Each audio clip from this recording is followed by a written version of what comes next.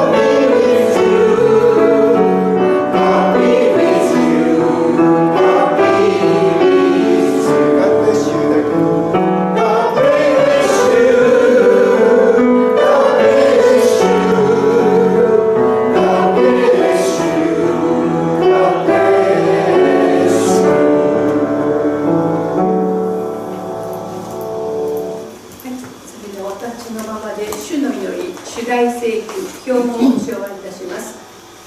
主の祈り。天にまします我らの主よ、願わくは皆をあがめさまえ、御国を来たらせたまえ、御心の天になるごとく地にもなさせたまえ。我らの日常の糧を心の与えたまえ。我らに罪を犯す者を我らに許すよう我らの罪も許さない。我らを心に合わせず神より救い出したまえ。国と力と栄とは限りなく何者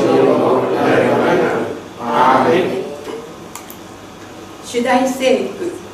目を覚ましていなさい。信仰に基づいてしっかり立ちなさい。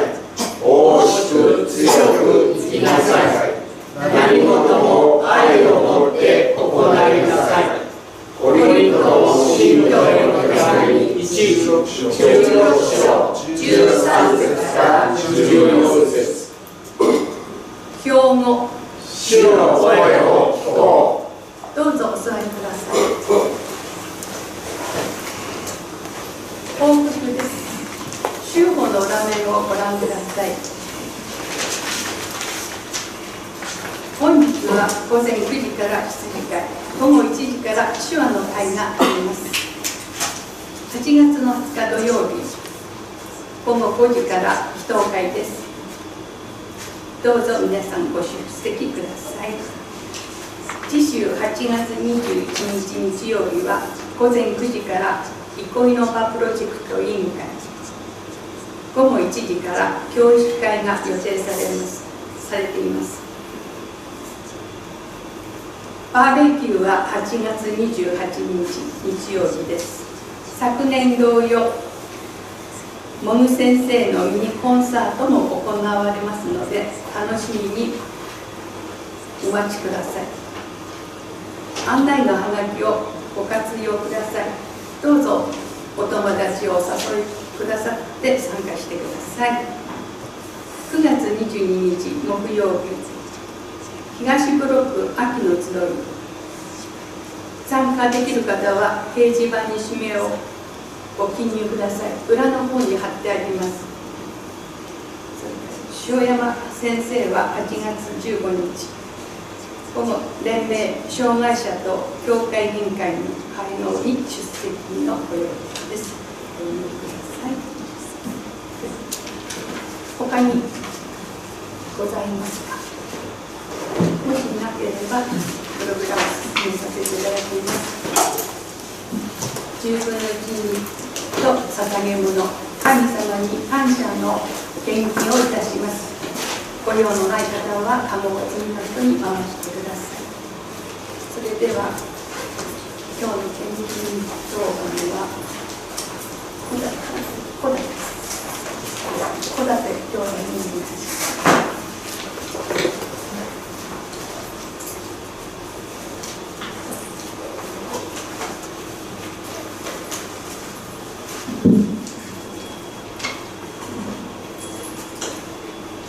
父なる神様、感謝いたします。今朝は皆さんと一緒に集まることができて感謝いたします。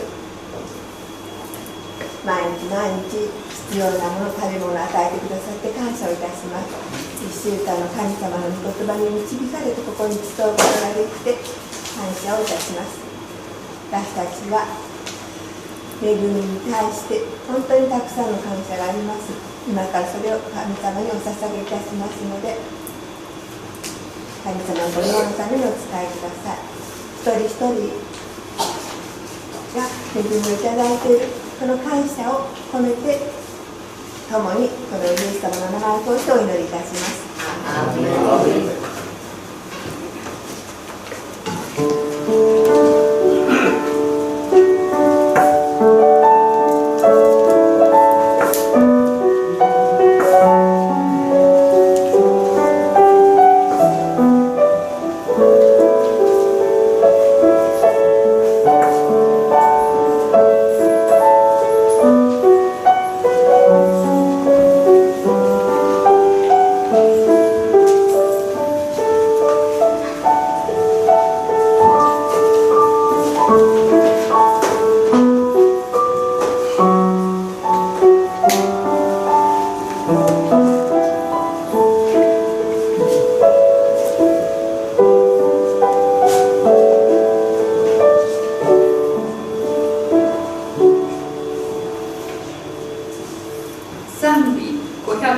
13番、すべての恵み。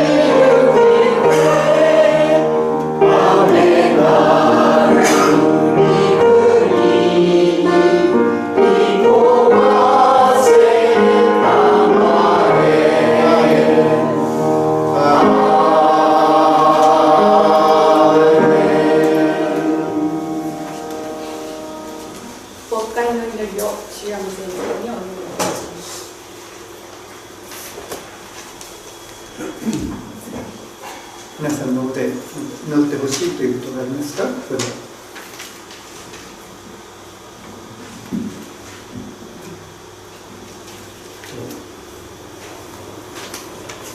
今月は28日にバーベキューの集まりと、それから岡田岩尾さんのミニコンサートが予定されています。ミニコンサートといってもちゃんと聴いてるだけじゃなくて、体を動かしたり一緒に歌ったりする、なんか元気のいい、去年あったようなことだと思うので、どうぞ皆さんお知り合いを連れてきてここで楽しんでいただきたいと思います。それから憩いのバープロジェクトが今進められていて、これから具体的に基本設計をどうしていくかというところに詰める形になっています。そのこともごりましょう。今日さっき伺ったんですけど、田波ひかりさんがなんか歯のとこから腫れてしまって入院してるんだそうです。そのことを言いましょうね。誕生日を迎える方の中で石渡直樹さん、青年ですけども、今千葉県の警察官として働いています。なかなか戻ってきて、石渡夫妻の長男さんですけども、顔を見ることができませんけども元気に頑張っているようです。それから上竹恒和さんですね。この方もなかなか教会に引っ張ってこれないんですけど、なんとか礼拝に出てくるように、一家で出られるようにお祈りしていきたいと思います。あと8月28日は松田クラウディアさんの誕生日になっているんですけども、今ペルーでなんか看護関係の学校にこの3月から入学したようですね。看護師目指してるんでしょうか。元気にやってるようです。そんなことをお母さんと時々 Facebook でやり取りしてるんですけどね。こんなところでしょうか。それではお祈りをいたします。愛する私たちの救い主なる神様、今日も私たちをここにこうして招いてくださったことを感謝をいたします。どうかこのしばらくの時、あなたが借りに来てくださって、一人一人にあなたの御言葉を見つけてくださるようにお願いをいたします。また今日ここに来ることのできない兄弟姉妹たちのことを一人一人顔を思い起こしながらお祈りをいたします。どうぞこれらの方々にあなたの祝福が行き届きますようにお祈りをいたします。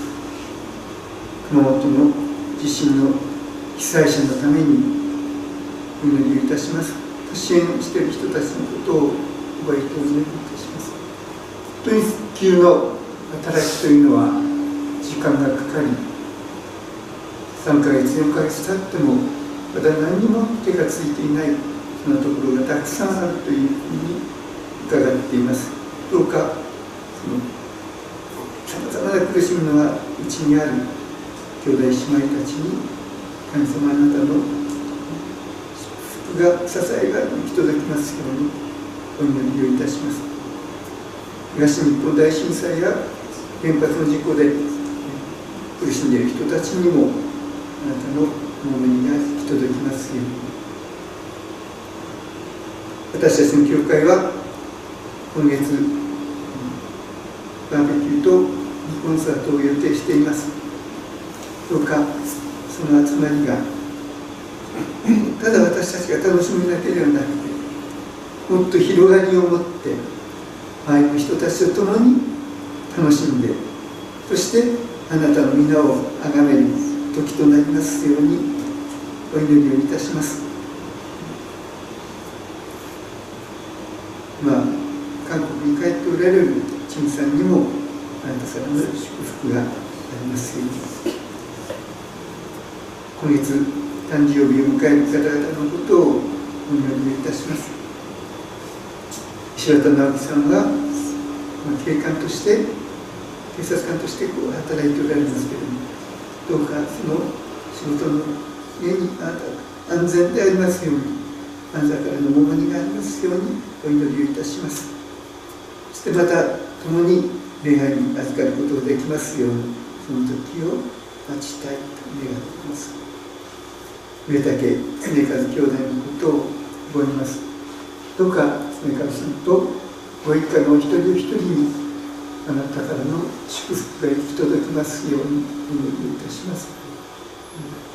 三國さんとお子さんたち、それからお連れに方にもあなたの祝福がありますように。松田クラジエさんのことをお祈りいたします。韓国系の学校で学びを始めたということを伺っています。どうかの学びの上に、それから彼女のこれからの歩みの上に神様の祝福が行き届きますように。松田ファミリーを一人一人に神様のお守りと祝福が行きますようにお祈りいたします。私たちの教会はここで本当に18年御言葉を語り続けていますけれども、どうかこの教会になおイエス・キリストを救い主と信じてバプテスマを受ける人が与えられますようにお祈りいたします。また天に会をして共に歩む仲間が与えられますように。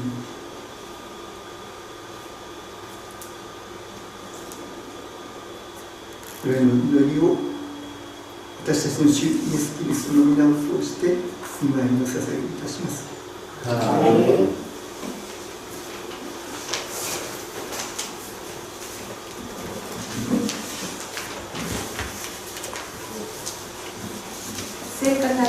神、イエスがいなさい。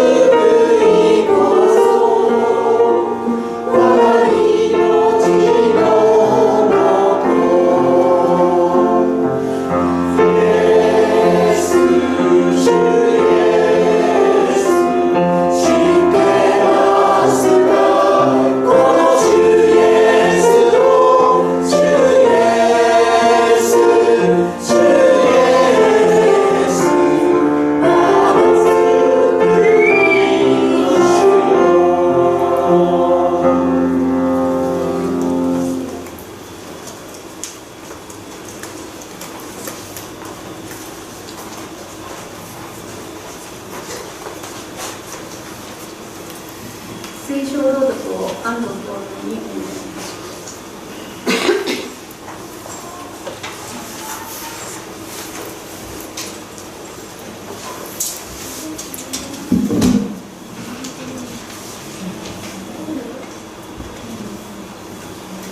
マルコによる福音書7章24節から30節。イエスはそこを立ち去ってテルスの地方に行かれた。ある家に入り、誰にも知られたくないと思っておられたが、人々に気づかれてしまった。汚れた霊に取りつかれた幼い娘を持つ女がすぐにイエスのことを聞きつけ、来てその足元にひれ伏した。女はギリシャ人でシリア・フェニキアの生まれであったが、娘から悪霊を追い出してくださいと頼んだ。イエスは言われた。まず子供たちに十分食べさせなければならない。子供たちのパンを取って子犬にやってはいけない。ところが女は答えて言った。主よ、しかし食卓の下の子犬も子供のパンくずはいただきます。そこでイエスは言われた。それほど言うならよろしい。家に帰りなさい。悪霊はあなたの娘から出てしまった。女が家に帰ってみると、その子は床の上に寝ており、精霊は出てしまっていた。悪霊は出てしまっていた。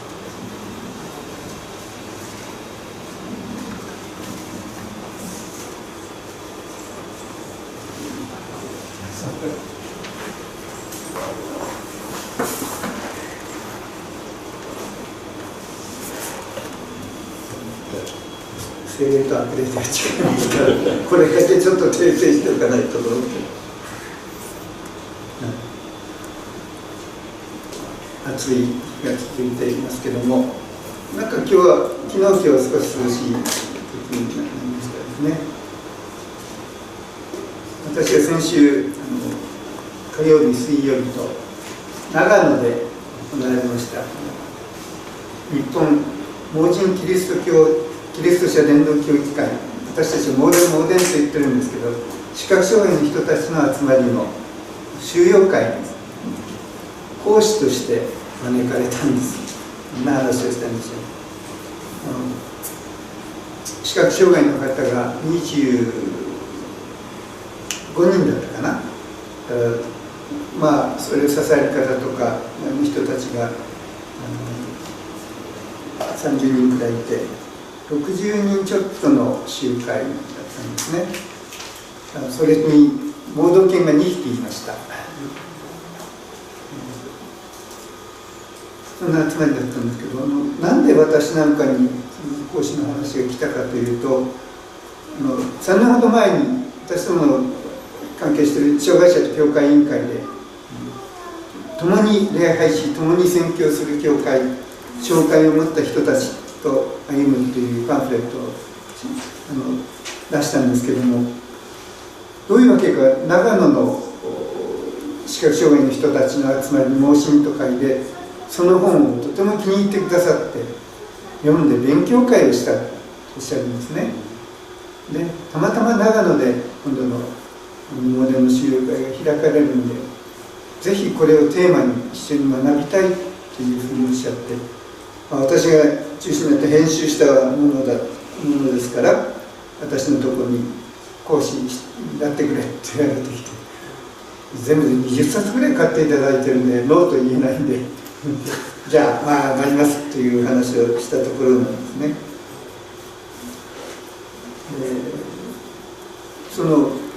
どんなことをそれで学ばれたかっていうのを展示で17ページほどある感想を送ってこられたんです。私展示読めないんで一緒にテープが来たんですね。そのテープを聞きながら、また展示は読める人に文章に直してもらって、それを見ながらどんなお話をしたらいいかなっていうのを考えながら準備をしていったんです。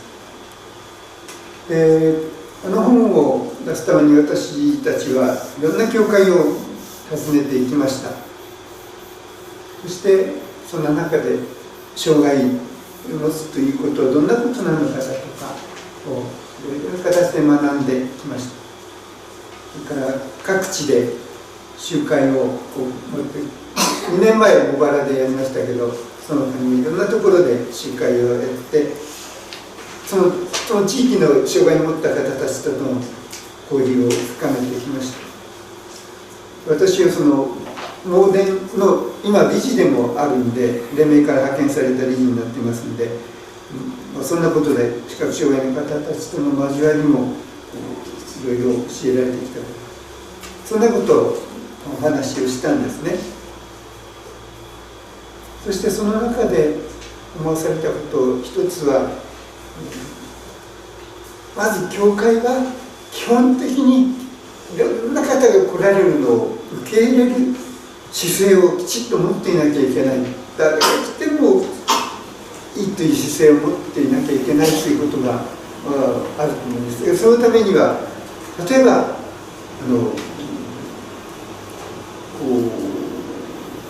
街道がバリアフリーに作る、車椅子でも誰も視覚障害の人でも歩きやすいようにバリアフリーにそういうふうに作ってほしい。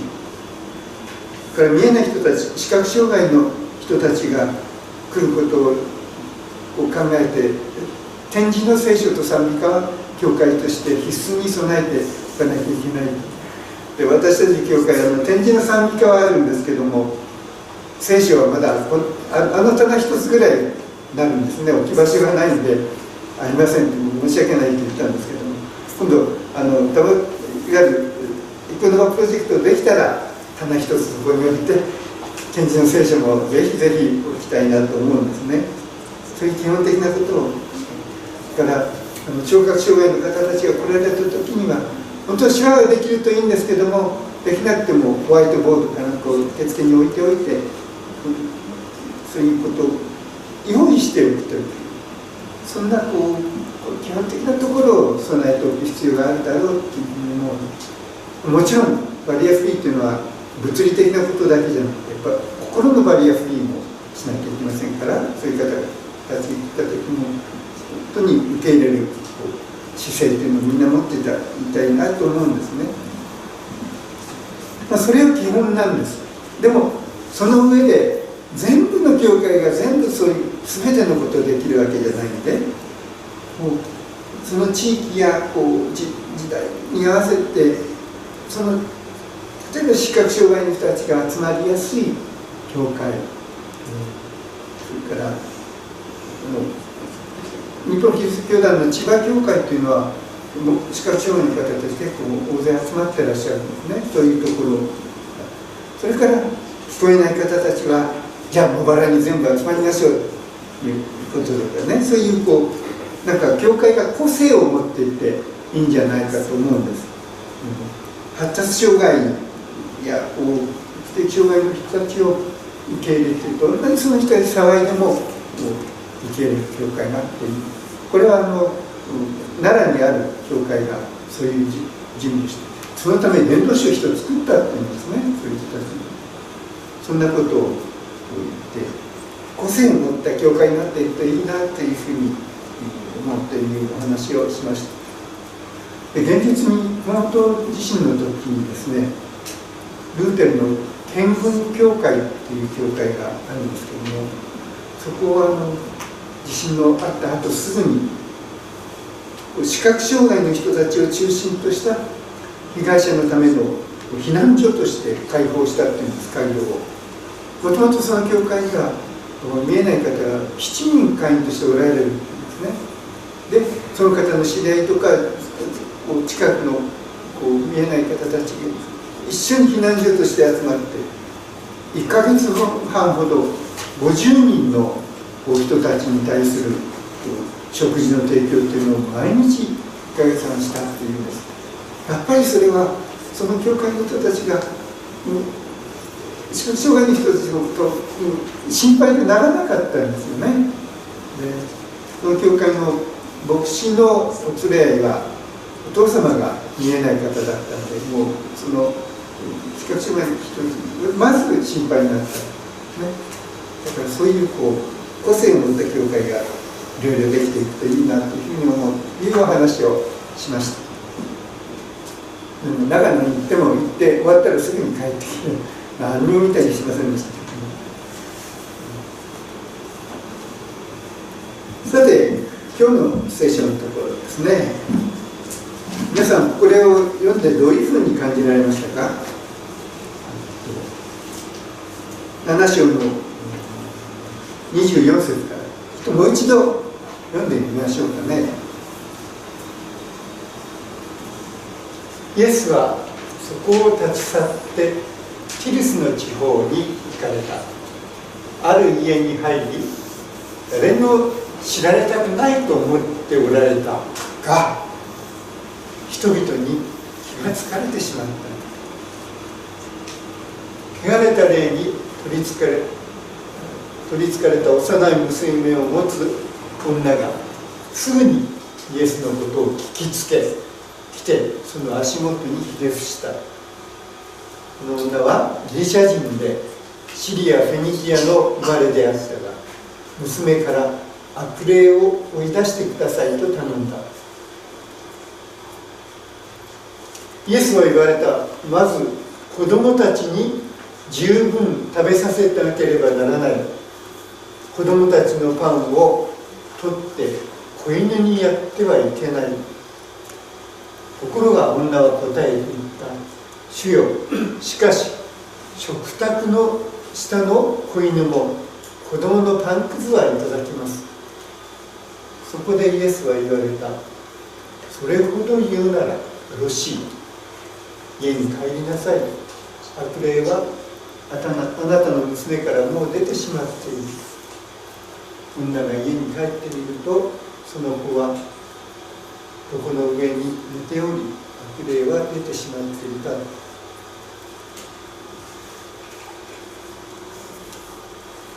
そういう話なんですね。パッと読んでみて、なんかちょっとイエス様の対応冷たいなと私は思ったんですけども、でも最後にはそれほど言うならよろしい、家に帰りなさい、悪霊はあなたの娘からもう出てしまったと言って娘の病気を癒しておられるんですから、その間何があったのかっていうのを聖書から読んでいきたいと思うんですね。このティルスの地方っていうのはちゃんとした地図がないんですけど、これガリラヤ湖でイエス様が活動しておられたカファルナム、ガリラヤ地方のティルスっていうのはずっとこの北なんです。うんと北なんですね。もうあれからユダヤの国から外れていて外国になってるんです。ずいぶん昔から貿易で栄えた町だと言われているんですけども、でも、このガリラヤ地方から見ればエルサレム、ここら辺がエルサレムですけど、エルサレムよりも近い、そんな場所のようですね。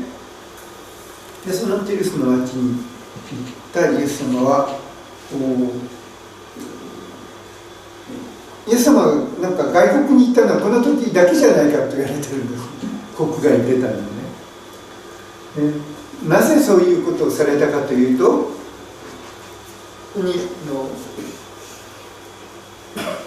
イエスはそこを立ち去ってティルスの地方に行かれた。ある家に入り、誰にも知られたくないと思っておられた。誰にも知られたくないと思ってた。やっぱりイエス様はどこに行っても大勢の群衆に囲まれて休むところもなかったんですね。それで疲れ切った群衆を見て放っておけない。だからイエス様はずっと働き続けておられた。それでちょっとこの外国の方に行って弟子たちと一緒に行って、このすぐ後にもうエルサレムに行って十字架にかかる、そのための準備を心備えをして弟子たちにもそのことを伝えようと思われたんです。それでイエス様はそのさっきの北の方の土地へ行かれました。しばらく静かにこれからのことを考えて、それを弟子たちと語り合いながら準備を心備えをしようと思ったんです。でもこの地方まで行ってもイエス様は助けを求める人たちがいっぱいいる。それから逃れることはできませんでした。この地方に生まれ育った一人の女性が汚れた霊に取りつかれている娘のことでイエス様にお願いをしたんですね。この女性はここを見ると、女はギリシア人でシリア・フェニキアの生まれであった。シリア・フェニキアというのはさっきの海岸沿いの北の方の土地ですね。であったの娘から悪霊を追い出してくださいと頼んだというふうに書かれています。まず聞きつけてきて、その足元にレフシタと書いてあります。ヒレフシという言葉は礼拝するという言葉が使われています。ですから助けを求めて悪霊に取りつかれている娘をなんとか助けてくださいというお願いをしたんですね。当時病気というのは悪霊が取りついてなんか悪さをしてるんだ、それかなんか罪があってそれが悪霊のその人を病気にしてるんだという話がありましたから、娘から悪霊を出してくださいという願いは病気を癒してくださいということと同じだったかもしれません。その女性の願いに対してイエス様が何と答えられたかというと、イエスは言われた。まず子供たちに十分食べさせなければならない。子供たちのパンを取って子犬にやってはいけない。これはどんなことなんでしょうね。こで子供たちというのはユダヤ人のことを言っています。子犬、なんか変な子犬というのは、これは異邦人、ユダヤ人以外の人たちのこと。パンというのは救い、神の救いのことを、福音のことを言っています。神の救いは第一に神に選ばれたユダヤ人たちに与えられているんだとイエスもおっしゃったんですね。そうすると私たちはそれを聞くとびっくりします。そうだったの？驚きます。というのは、ユダヤ人というのは自分たちが神に選ばれた特別な民だというふうに自慢してっていうか、そのことを誇りに思っていたんですけれども、それに対してイエス様もそうですけど、例えばバプテスマのヨハネがこういうことを言ってますね。マタイによる福音書の3章9節ですけれども、我々の父はアブラハムだなどと思ってもみるなと言っておくが、神はこんな石からでもアブラハムの子たちを作り出すことがおできになる。アブラハムの子だ、神に選ばれたものなんだと思ってもみるな。神様は誰でもそんな神の子にできるんだというふうに、バプテスマのヨハネはユダヤ人たちに言ったわけです。ファリサイ派の人たちや律法者たちにそう言ったんです。イエス様もそれと同じようなことをファリサイ派の人たちに言っておられます。ところがイエス様のここでの態度は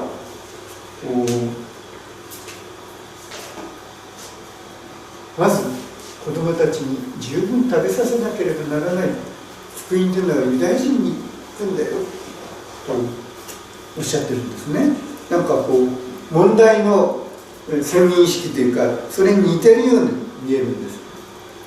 でしかも私たちイエス様の福音が全世界に広がっているというのを知っていますから、ここでおっしゃっていることは何なんだろうと思うんですけども、でもここに「まず」と書いてありますからね。まず第一にユダヤ人に与えられてたんだ、そういうことを言ってます。これは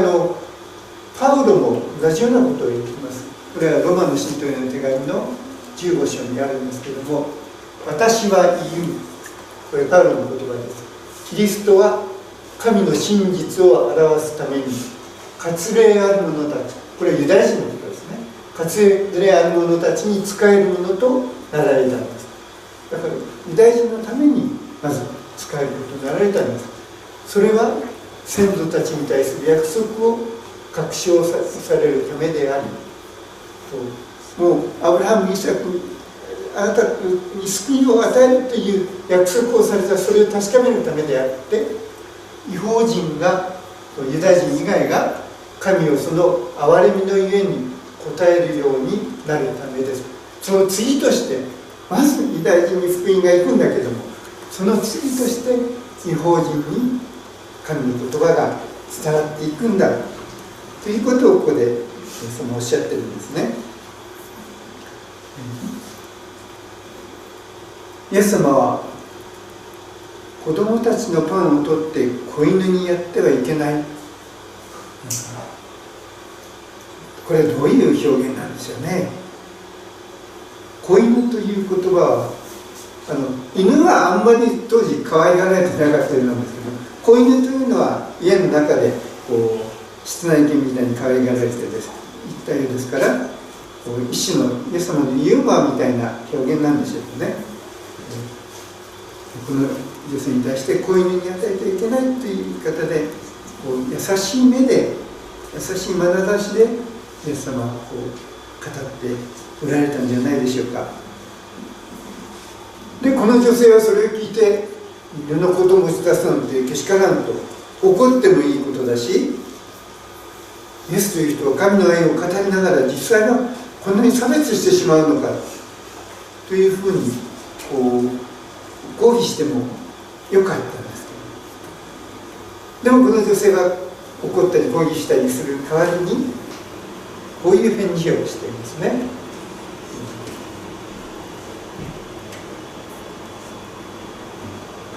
主よ、しかし食卓の下の子犬も子供のパンくずはいただきます。これもなんかちょっと遠い側面のなんかこうユーモアの持った答えなんでしょうかね。主よ、口語訳ではこの間にお言葉通りっていうのが主よ、この間に入ってるんですね。お言葉通り、その通り、お言葉通りです、その通りです。だから言い換えると、主よ、おっしゃることはごもっともです。救いがユダヤ人に最初に行くというのは確かにその通り分かっています。でも子犬に与えるのはよくないと子犬というおっしゃったけども、家で飼っている子犬だったら食卓からこぼれ落ちるパンくずをご主人様に喜んで渡すでしょう。いや、それだけじゃなくて少し多めに作って食べさせるんじゃないでしょうか。だからあんな小さな子犬であっても神の愛に触れることができるんなら、私の娘にもその愛の心をどうぞ注いでください、そういうふうに答えたんですね。それを聞いたイエス様はこの女性の中に、答えの中に信仰を認めたんですね。そしてそれをよろしい、それほど言うならよろしい、家に帰りなさい、悪霊はあなたの娘からもう出てしまった、そういうふうに言って、もうことが済んだということを語られました。ここには信仰という言葉は全然出てきてないんです。どんな信仰をイエス様に認められたんでしょうか。ちょっと振り返ってみると、まずこの女性が自分の娘に悪霊がついている、苦しんでいるんで、どうぞその悪霊を追い出してください、ひれ伏して礼拝してイエス様に頼みました。イエス様はそれにまず子供たちに十分食べさせなければならないと答えておられる。私はまずイスラエルのために使わされているんだ。で、そしてイエス様はこのイスラエルのためのパンを異邦人、こういう異邦人にやってはいけないと答えております。でも最終的にこの女性は主よ、ごもっともです。でも子犬でさえもこの食卓から落ちるパンくずはいただきますと答えています。イエス様がちょっと振り払おうとしているのをひたすらこの女性は求め続けているんですね。その求め続けている姿勢をイエス様はしっかり認めて信仰だと言っておられるんです。この同じ新共同訳見ると、同じところにシリア・フェニキアの女の信仰というところに並行記事でマタイの15章というのが書いてあります。そこには同じ記事のところにこう書いてある。婦人よ、あなたの信仰は立派だとイエス様を褒めておられるんですね。立派な信仰というのは何をもってそこで言ってらっしゃるんでしょう。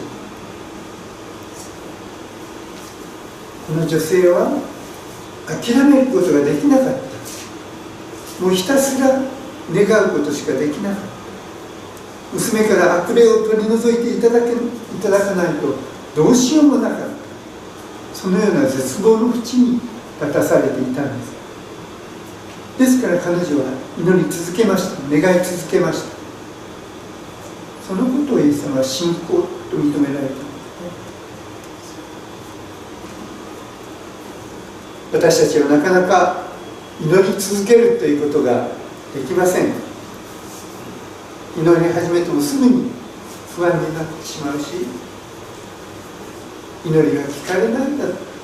すぐに諦めてしまいます。ここでイエス様は信仰と認められたのは、繰り返し祈ること、大胆に祈って願っていく勇気、そして神が聞いてくださるという希望、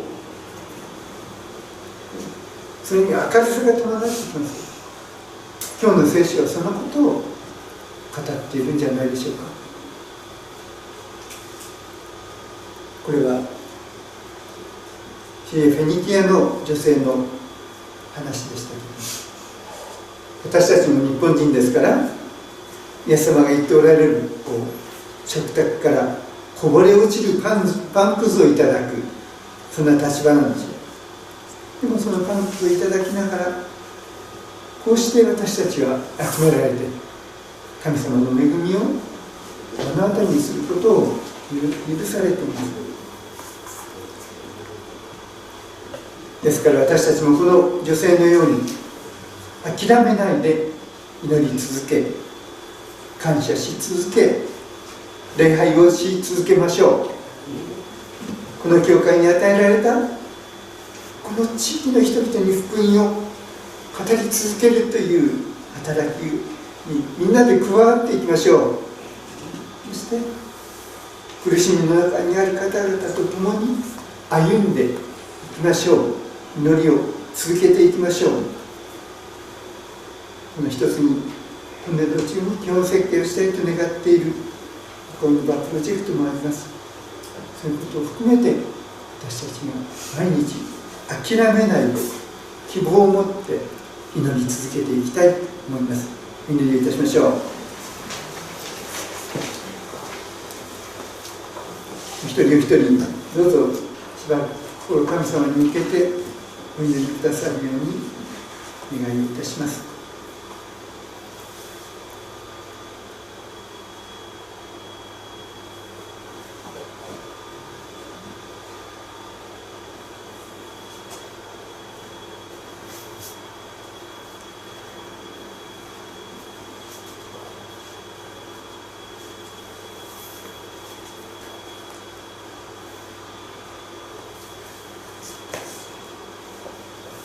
神様、あなたが2000年前にイエス様を通してこのシリエフェニキアの女性の願いをお聞きになったように、今日私たちもあなたに祈りを捧げますので、それを聞いてくださるようにお願いをいたします。私たちは信仰として小さいものにすぐに諦め、すぐに祈りをやめてしまう存在かもしれませんけれども、どうかあなたの恵みによって私たちの小さな信仰と祈りを大きく変えて引き届けてくださるように、また私たちを用いてくださるようにお願いをいたします。今月末のバーベキューとミニコンサートがあなたの皆を表す場となりますように、またこの教会に関わるお一人お一人にあなたからの祝福が行き届きますようにお祈りをいたします。みんなを私たちの主イエス・キリストの皆を通して祈りを捧げいたします。アーメン。アーメン。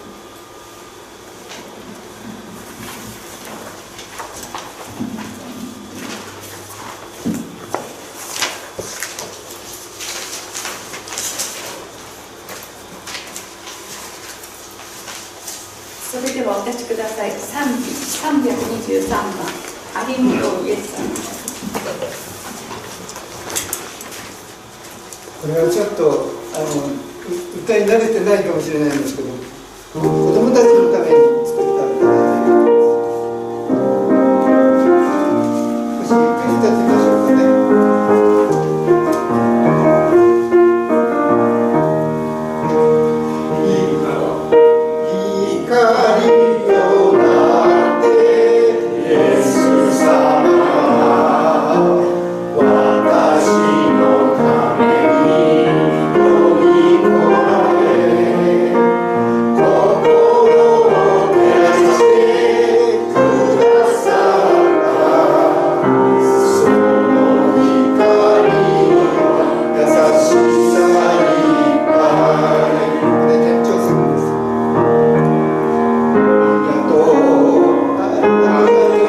あ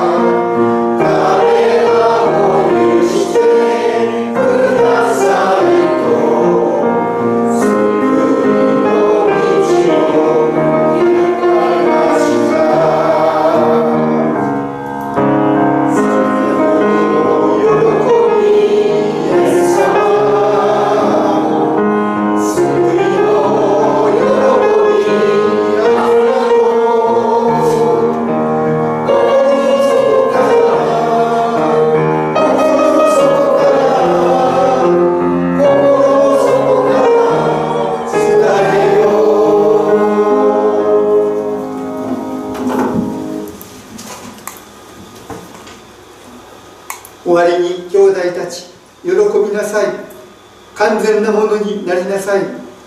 励まし合いなさい。思いを一つにしなさい。平和を保ちなさい。そうすれば愛と平和の神があなた方と共にいてくださいます。主イエス・キリストの恵み、神の愛、聖霊の親しい交わりがあなた方一同と共にありますように。アーメン。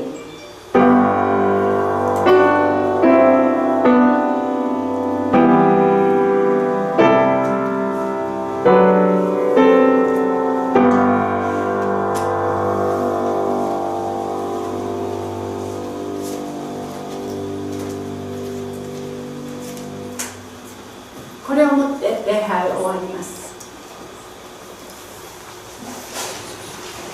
続いていつもや